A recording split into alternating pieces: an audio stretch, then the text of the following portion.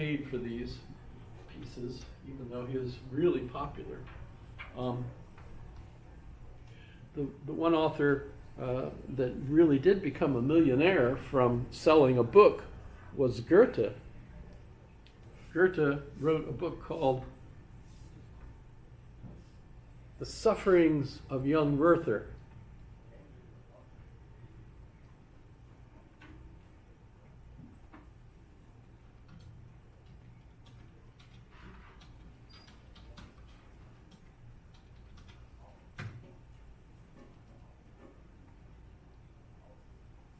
Or The Sorrows. Depends on the translation, I guess.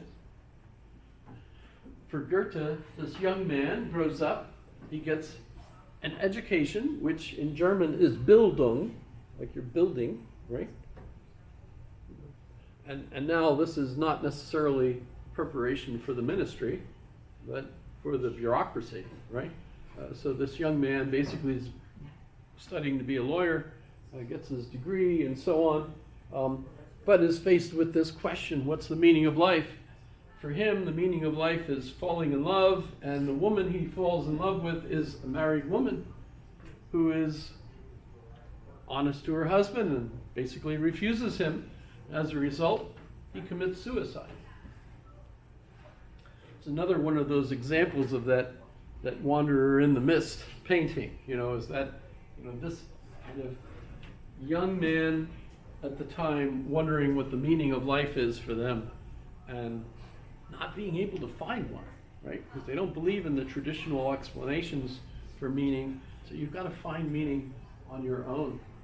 And that's really why Kierkegaard and his contemporaries are so desperate, I think. And by the way, it's also, I think, why we have a malaise in our own culture today, with a lot of people wondering what the meaning of life is for them, right? Because according to Hegel, you have to choose for yourself. Well, for Hegel, the choice is, to keep studying, to keep learning. The more we learn, the more we're being divine. Because what is it, that God, created us in his image, not body, because God clearly isn't human. But at the same time, what is it? It's the knowledge.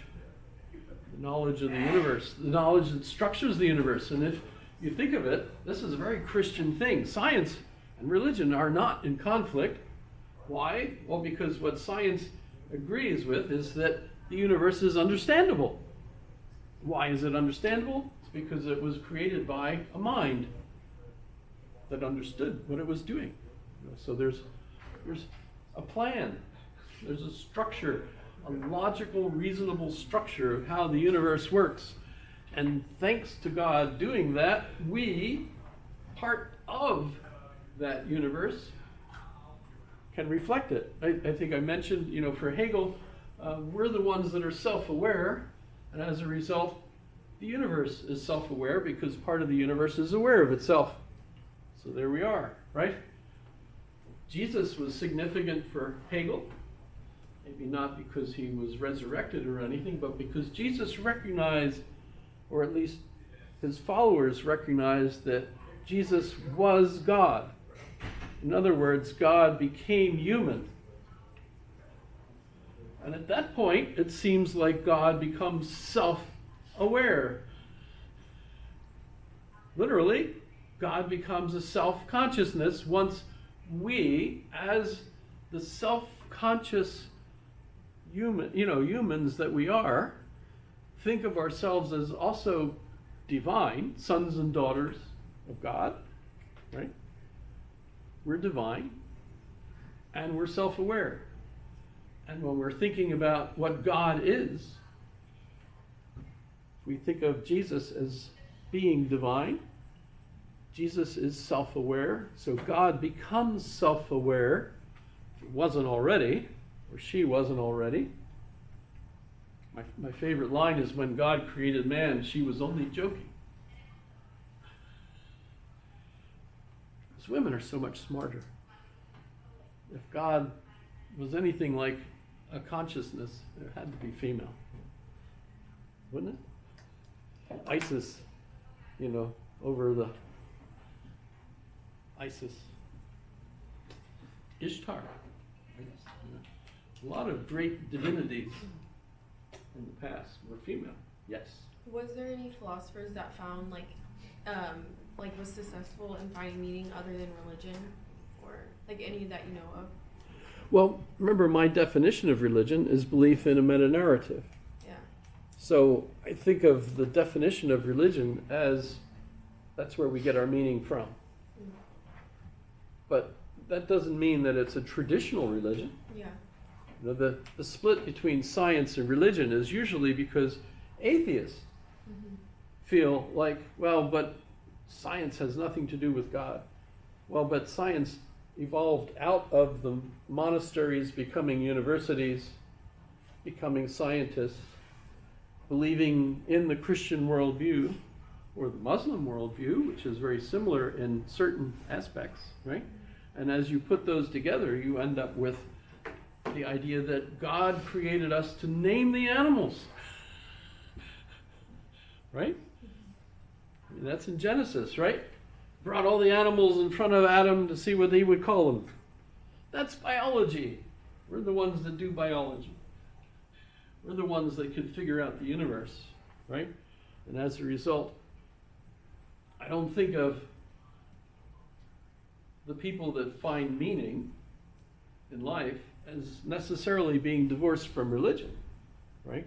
And it's their religion. When I think of Richard Dawkins, who's violently almost anti-religion, or at least he was for a while. He's kind of calmed down. But he used to be one of the four, members of the group that called themselves the Apocalypse, right? The four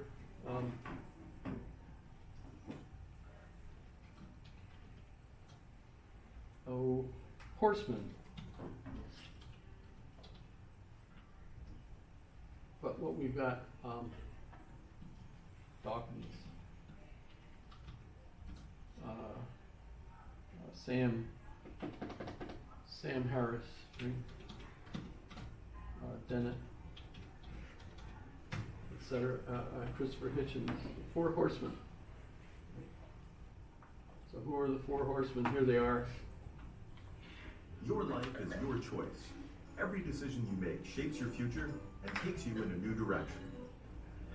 One of the things we've all met is the accusation that we are strident or arrogant or vitriolic or shrill. What do we think about that? So those are the four. What brought them together was the tragedy in New York, the attack on the Twin Towers, and also the attack on DC. One ended up in the field in Pennsylvania. But that triggered a lot of people. Their reaction to it was, we have to stop people from believing in religion. Because it was fundamentalism that drove these people to do that. And we have to demonstrate to them that being a fundamentalist in a religious belief is absolutely stupid. Insult them. Destroy the opportunity for people to grow up with that kind of belief, right? Well, they've come to realize that they can't do that, right? It's not happening, right?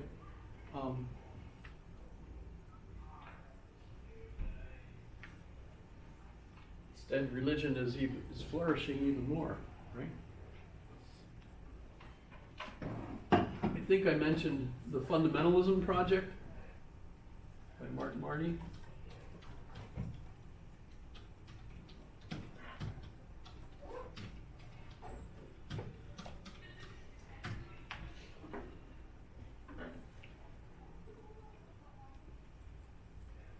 So when the Soviet Union collapsed, the government basically said, we need a committee to figure out, okay, who's our next enemy going to be?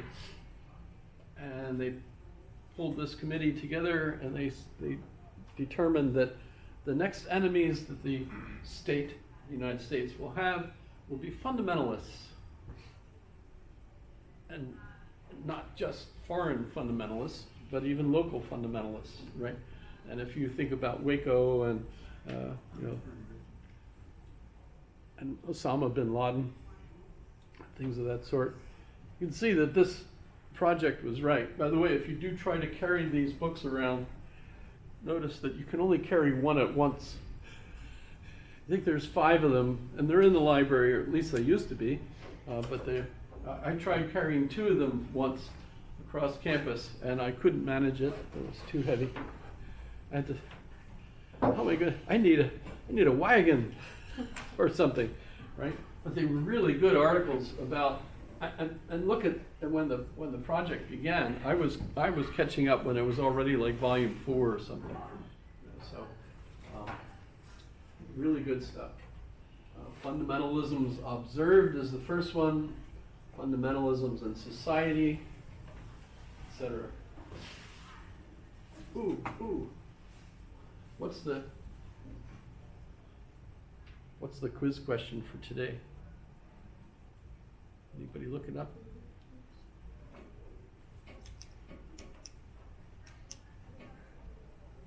I should have checked.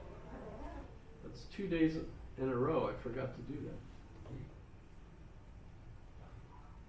that. Maybe I should just email it to you, I suppose. Who was the world soul on a white horse? That was Hegel. John Stuart Mill was how should you use utility in order to deal with the plague that we had, etc. Can't think of. I can go. I'll look it up. You guys have enough patience for me to find it.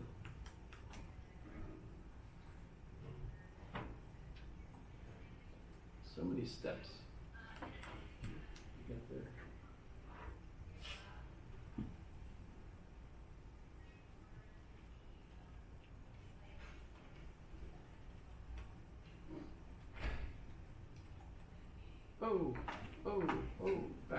Back.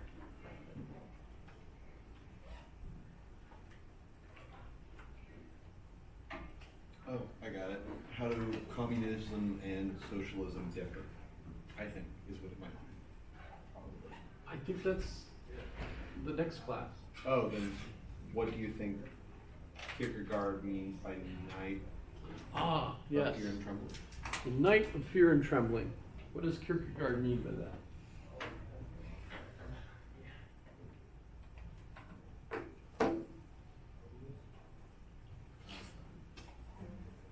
Good.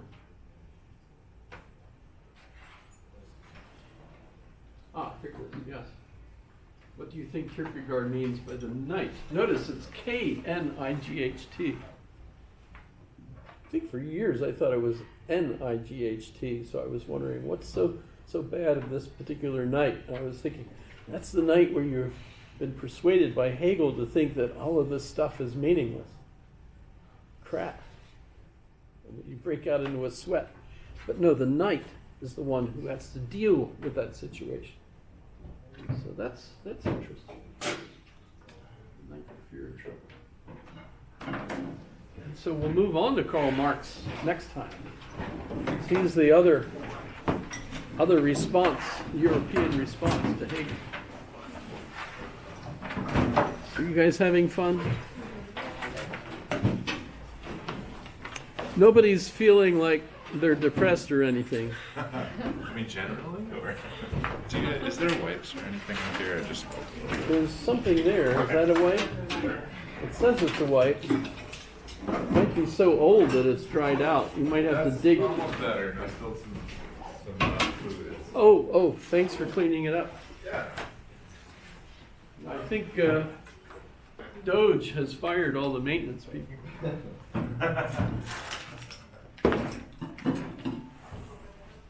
I'm just kidding. Maybe not. Maybe I'm not. I was just wondering, like, so are they, but like, I meant like, for religion, I mean like, outside of God, did like any philosophers find happiness or meaning outside of like believing in God. Yes, For the most absolutely. part. Yeah, for Really? the most part. Well, philosophers tend to be rich. Oh yeah, You know, I mean, and you can't never. they tend to be educated. They tend to be members of the elite. Yeah, So in a sense, they're going to be happy. yeah. You know, are there philosophers that have killed themselves? You know, Robin Williams. Did you think he was a philosopher? I mean, I remember watching Dead Poet Society. And that was a pretty good movie. Yeah. So Yeah, yeah. he had some good stuff. Oh, on there. Captain, my captain. Yeah. Right? You know, poetry is being human. Yeah. You know, yeah, so many good deliveries that he made. Of course, Yeah. he's an actor. Yeah. But So at it the same might. time, I associate the actor Yeah. with the role. You know, with the Voldemort is clearly evil. Yeah. Ralph Fiennes is trying to retrieve himself. You know, by being a cardinal lately. Yeah. But you know, but no, there are. You know, Kierkegaard is clearly one that was depressed. I think he died of depression. There's a writer that I really like, Kay Redfield. Same name as mine. Yeah, I see that. And she writes this book, Touched with Fire, Okay. and they're all philosophers that she feels that's not opening. But let's see the book. Oh. She is a psychiatrist Mhm. who herself ended up in college having bipolarity, right? Yeah. And almost died, you know, from manic, you know, it's manic depression. Yeah. Right? The manias are great. The Mhm. depression is, you know, and you know, typically the way that happens to young people, it's a young people's disease, right? Mhm. Your age. Yeah, my right? dad has that. So. So is well, they've got medicines now. Yeah. But it used to be, you know, you'd start out with a mania and then be depressed. And start have a great, stronger mania and depressed. And it keeps getting to the point where the manias are absolutely incredible, and the depression is going to kill you. Yeah. And she was saved by fellow students in her doctorate program. Wow. Who recognized what she was going through and got her help. But now she's a lecturer and writer, obviously, about this. And in this book, she basically argues that a whole bunch of the philosophers that we think of, like William James, Soren Kierkegaard, and others, had bipolarity. She diagnoses them in retrospect, right? Yeah. So, you know, you wonder, well, you know, they couldn't have been because that diagnosis didn't exist then. But Yeah. it seems like people have this. Right. And if you're one with it, and you recognize it in them and in their writing. And so there's a bunch of them, you know, that seem like they have this kind of problem. Nietzsche might have been another, right? Yeah. I forget which one she actually talks about. I think it's just crazy though that like so many have them, but it's like, do they have to, like, not that they have to have that, but like maybe having that illness, like, you know, makes them reach deeper, you know, like, compared to other people who kind of just float along on the surface, not dealing with the difficulties of questioning life, you know? So, I don't know, this would be an interesting book to read. I definitely don't have it. Yeah. I just have manias. Yeah. I don't get any of the depressions, you know? Yeah. Never did. I apologize to people that have depression. Yeah. I'm so happy all the time. Yeah. It's not my fault, you know? Well, didn't they say that about like Vincent Van Gogh, about how like he was just like a genius because of how mad he was? That's kind of like how mad he ended up being. Oh, yeah, yeah. But Yeah, all kinds of folks have that kind of an issue. yeah. But I don't think of it as a dividing line between science and religion. A lot of people think that there's, you know, you can't be a a good scientist if you're religious, but actually I would think that the best scientists are religiously Open. scientific. Yeah. Yeah. You know, there's a faith associated with what they believe, Yeah. and you couldn't hold to those beliefs without faith. You know, that, I mean, that's something we'll talk about, I think, at least by the end of the course, is that, you know, as Aquinas said, you know, faith and reason are the two wings on which we fly. You know, you need reason to think things through, but on the